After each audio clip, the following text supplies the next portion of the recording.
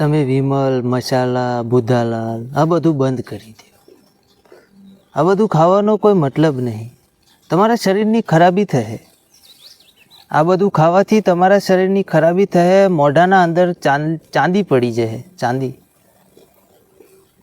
આ બધું હાનિકારક. આ બધું હાનિકારક. પણ જો તમારે નશો કરવાનો એટલો બધો શોખ હોય, એટલો બધો, तो अंगूर का निचोड़ा हुआ जो रस है, जैसे हम शराब बोलते हैं, वो बस इतनी पी लो, इतनी.